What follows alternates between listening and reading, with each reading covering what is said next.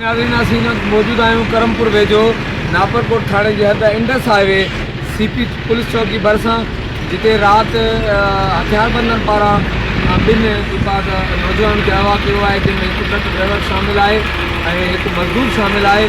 असां सां हिन वक़्तु मौजूदु आहिनि ट्रक जा मालिक। अचो त उन्हनि सां ॻाल्हायूं था हिन वाक़े मुतालिक़, उन्हनि जो वधीक छा चवणु आहे।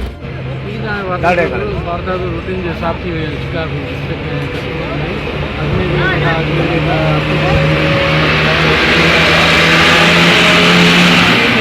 अलर्ट करायो वियो आहे ऐं राति अॻुवां थी SP अमजद शेख कश्मीर माण्हू खणी वियो रिएक्शन जे में जेको रोड बंदि करे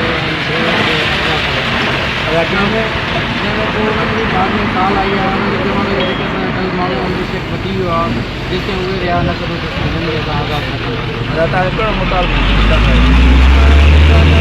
न माण्हू बाज़ियात कराया वञनि ऐं हीउ जेको नुक़सानु थियो आहे पुलिस जे हिन नाअहली जे करे, जो ॿिन्ही डिस्ट्रिक्ट जे विच में आहे। हिकु परियां आहे तक़रीबन 100 फुट ते आहे ऐं ॿी हेॾां ओरियां आहे जेका उहा बि 100 फुट ते आहे। ॿिन्ही डिस्ट्रिक्ट जे विच में इन में उहो जेको माण्हू अगवा करे विया आहिनि ऐं गाॾी खे नुक़सानु पहुचाए विया आहिनि, हुनजे लाइ असां चवंदा पुलिस जेको आहे हुनजो अज़ालो करे ऐं माण्हू बाज़ियाब करे।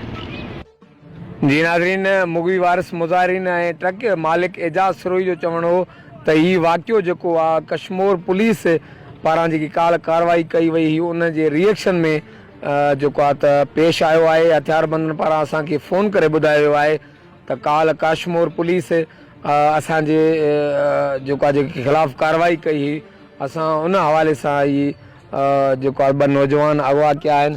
हुनजो वधीक चवणु हो त हीउ जेको वाक़ियो आहे नापरकोट जी CP पुलिस चौकी ऐं करमपुर जी बेगारी पुलिस चौकी जे दरमियानी फ़ासिले ते पुलिस जी मौजूदगी में ट्रक ड्राइवर यासीन शेख ऐं मज़दूर हनीफ़ मलिक खे अगवा कयो आहे, जेको अफ़सोसनाक अमल आहे।